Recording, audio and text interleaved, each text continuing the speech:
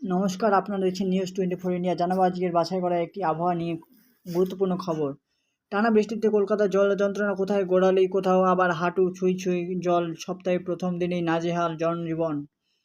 টনটনিয়ে college street, Amherst street, দক্ষিণ বেহালা, central avenue, Gariahat সহ বেশ কিছু এলাকায় জল জমেছে।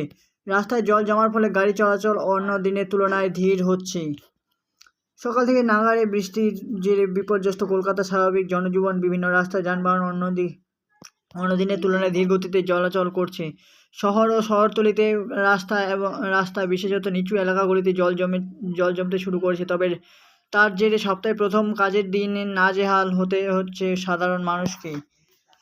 আজ সোমবার সকাল থেকেই কলকাতার আকাশ কালো, টানা বৃষ্টি চলছে। তার জেরে কলকাতার উত্তর থেকে দক্ষিণ সর্বত্রই জল জমতে শুরু করেছে। কলকাতার পূর্বাভাস সূত্রে খবর, টনটনিয়া কলেজ স্ট্রিট, আমহার্স্ট স্ট্রিট, দক্ষিণ বেহালা, সেন্ট্রাল অ্যাভিনিউ, গড়িয়াহাট বেশ কিছু এলাকায় জল জমেছে। টানা বৃষ্টির জেরে ইতিমধ্যে কলকাতা 16টি বড় সব পাম্পিং স্টেশন চালু করার নির্দেশ দেওয়া হয়েছে বলে সূত্রের খবর।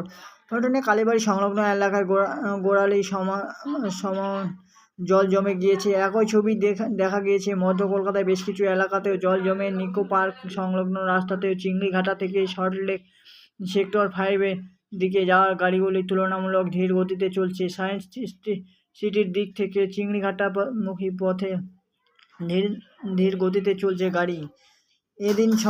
এদিন সকালে টনটনিয়ার কিছু এলাকায় প্রায় হাঁটু ছুঁই ছুঁই জল জমে। তবে পূর্বাভাস সূত্রে খবর, সেখানে জল জমার সমস্যার স্থায়ী সমাধানের জন্য আগে থেকে কাজ চলছিল।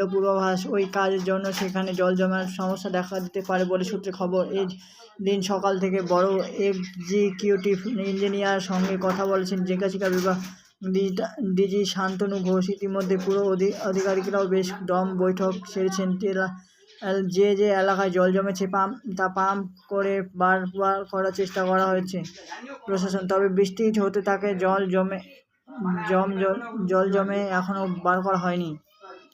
দুপুর 1টা পর্যন্ত কলকাতা সবচেয়ে বেশি বৃষ্টিপাত হয়েছে বেলগাছিয়ার।